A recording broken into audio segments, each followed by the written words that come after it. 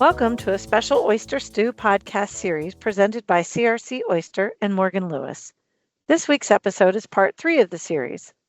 Make sure you listen to the other episodes, where you'll hear essential insights from industry veterans with decades of hands-on experience in wealth management, trading, technology, and SEC enforcement. If you'd like to learn more about how CRC Oyster and Morgan Lewis can help your firm, visit oysterllc.com and morganlewis.com.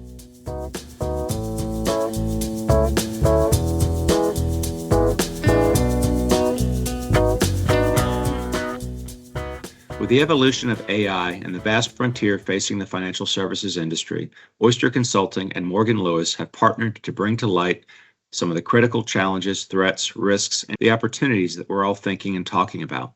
The team of experts joining me today are Carolyn Welshans, a partner at Morgan Lewis in the Securities Enforcement and Litigation Group, where she advises and defends financial institutions, companies, and their executives in investigations by the SEC and other financial regulators. Dan Garrett, a managing director at Oyster Consulting with 30 years of wealth management experience, working at RIAs, broker-dealers, and clearing and custody firms, running operations and technology groups. Jeff Gearhart, also managing director at Oyster Consulting with 35 plus years of capital markets experience in senior leadership roles with institutional broker-dealers. And me, Pete McAteer, a managing director with 25 years in financial services, leading many of Oyster's management consulting engagements that include firm strategic direction, platform strategy decisions, as well as execution with a focus on readiness and change management. Thank you for joining us.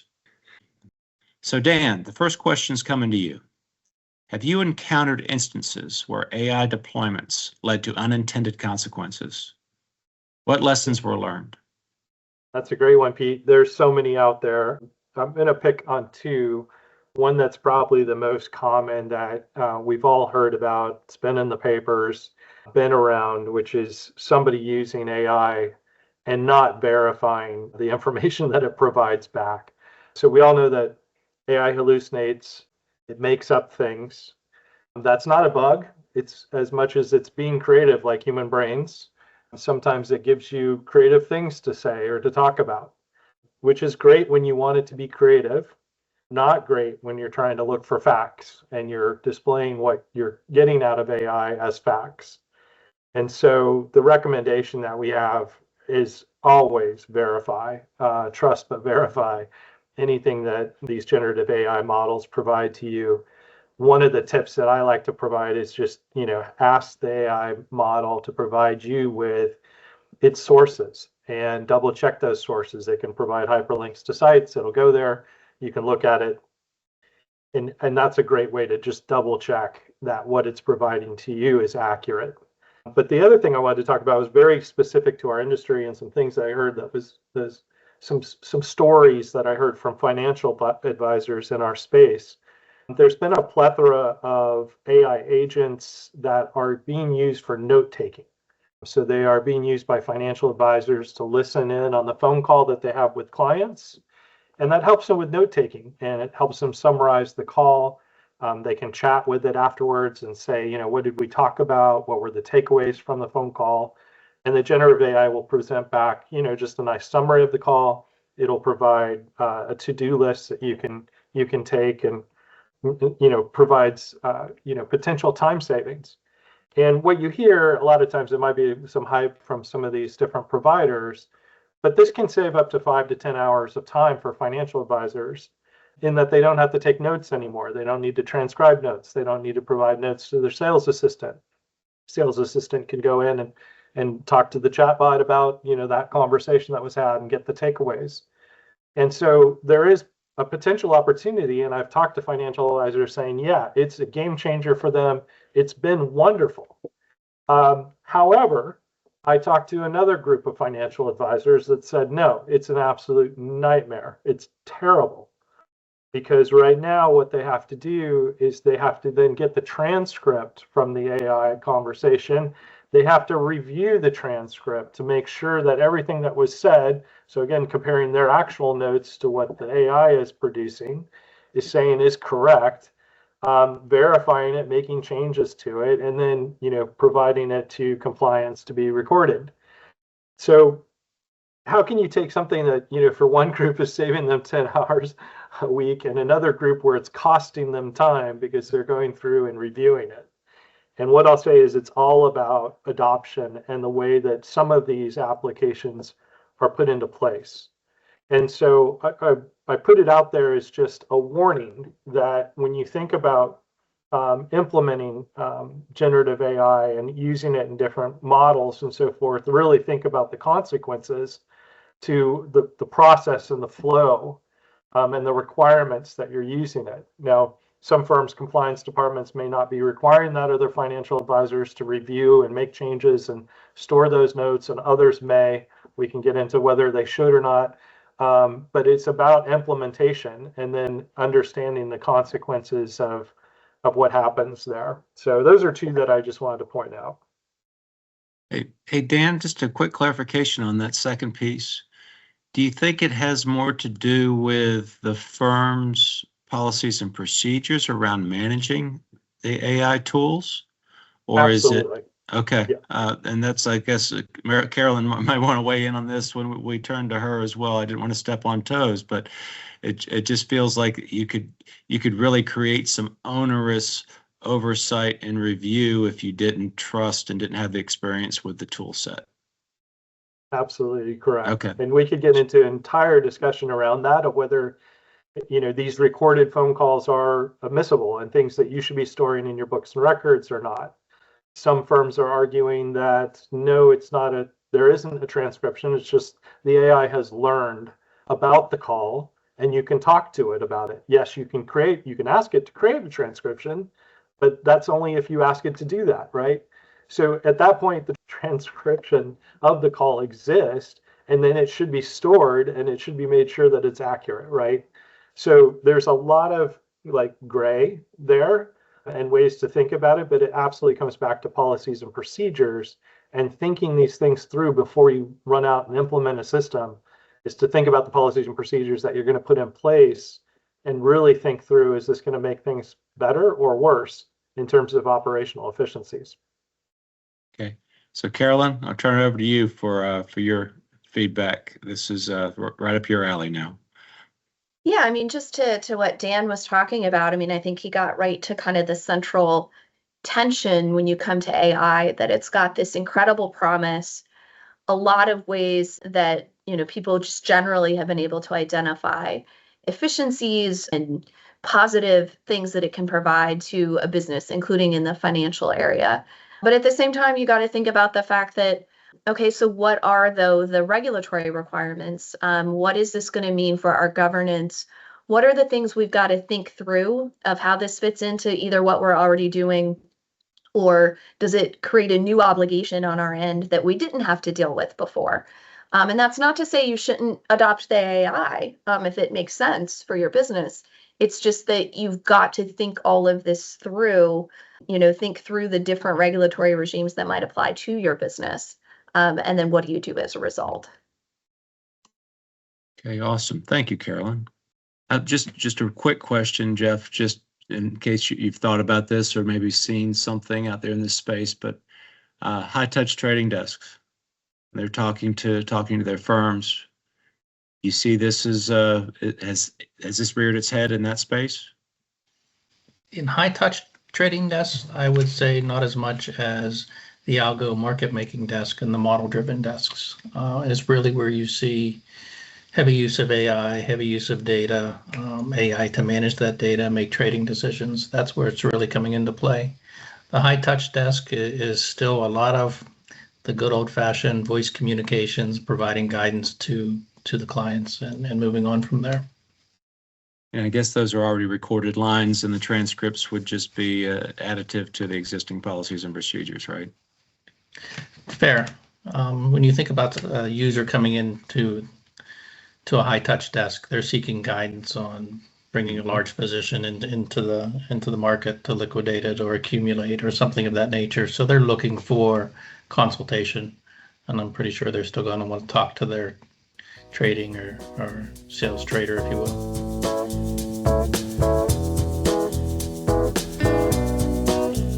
So Carolyn, what legal repercussions can firms face if AI systems fail or cause harm? So just like Dan before, I'm going to pick one situation to kind of pick on here. And I think the one that people maybe have thought about the most, or the worst case scenario they've thought about, is AI hallucination when it comes to trading. What does that look like? What are those risks? And what could result? And so I've thought about that in terms of, I think the closest analogy is algorithmic trading. We've already seen that. I think it's in some ways a very close cousin.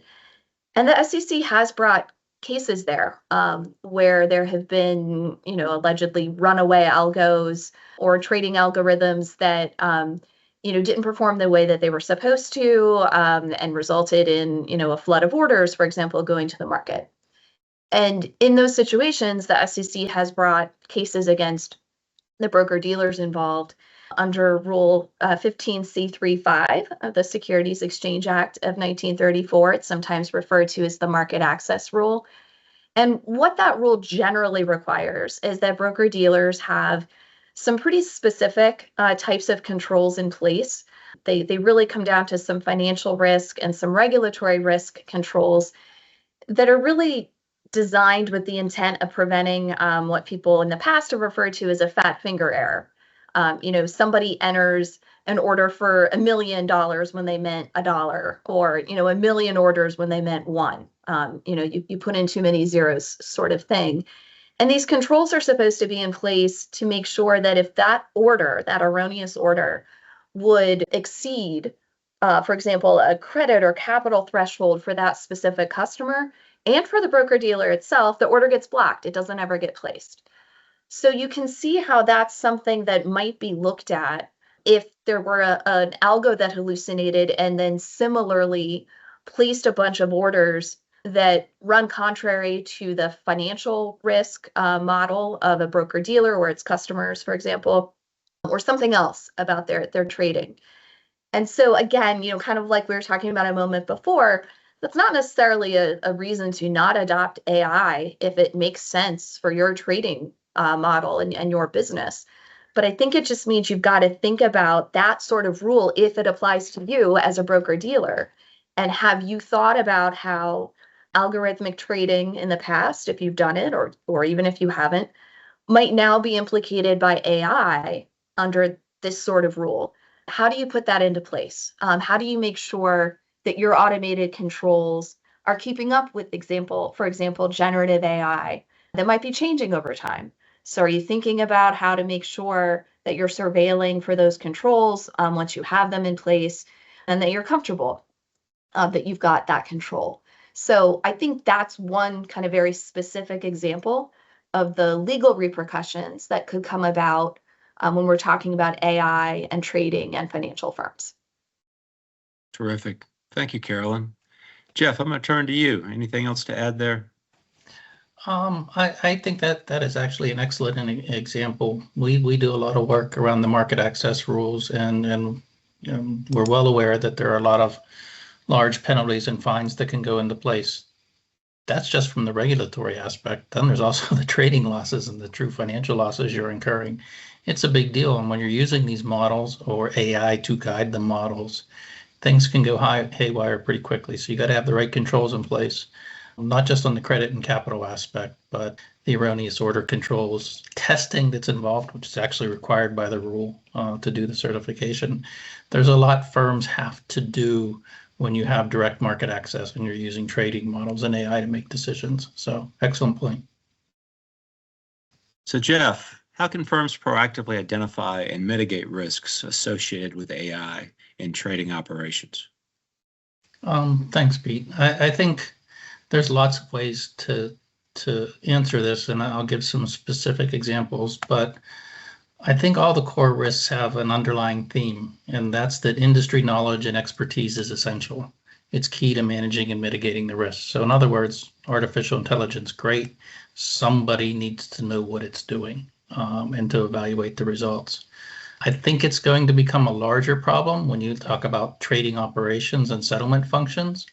It's not the glamour part of the industry, and that's where we're losing a lot of industry and institutional expertise. So people are retiring or moving on or things of that nature. And to be clear, nobody wants to go into the securities industry to be an operations professional. They're all looking at the sexy side of trading and model development, things like that. So you need to make sure you have the right people there.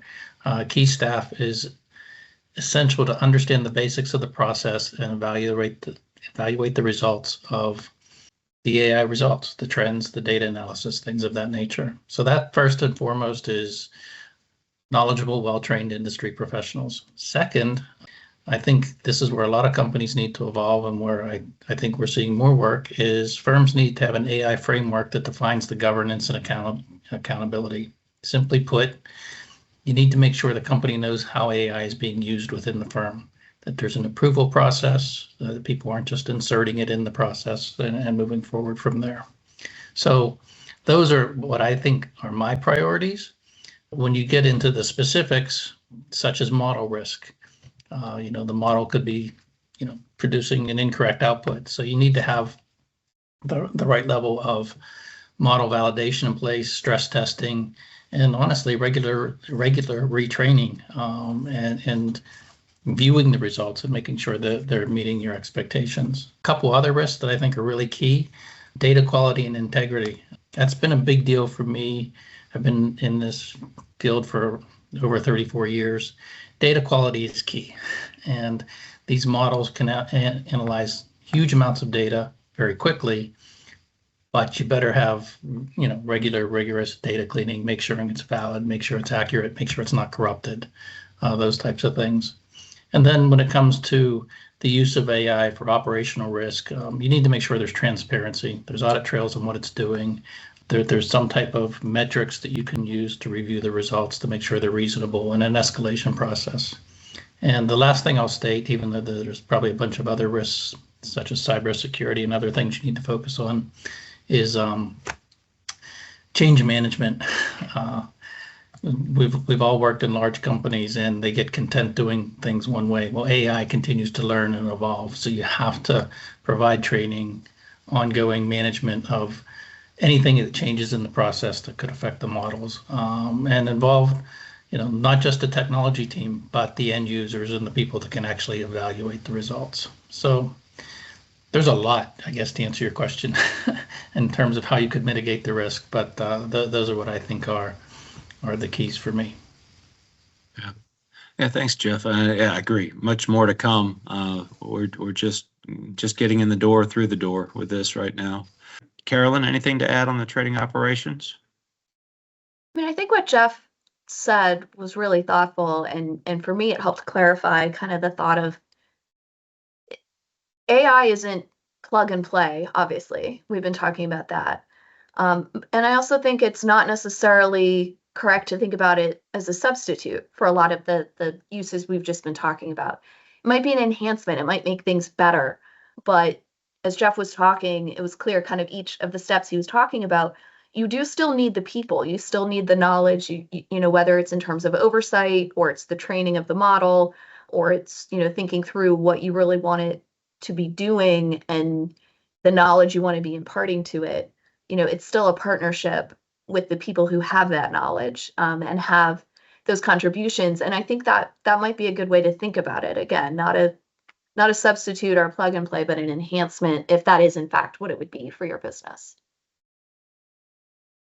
Yeah, the plug and play piece I see is where it inserts itself in the middle of the analysis and digestion of large amounts of data to summarize and pull together summary data, summary information that can be leveraged and considered, right? And it has to be considered by a human before it can be put to use. Thanks for joining us for this episode of our AI series with Morgan Lewis. We hope this conversation gave you new insights into how AI is shaping the future of financial services. This podcast series was recorded prior to the merger of Oyster Consulting and Compliance Risk Concepts.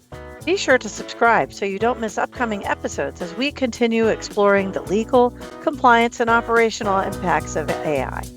For more information about our experts and our services, visit our website at oysterllc.com.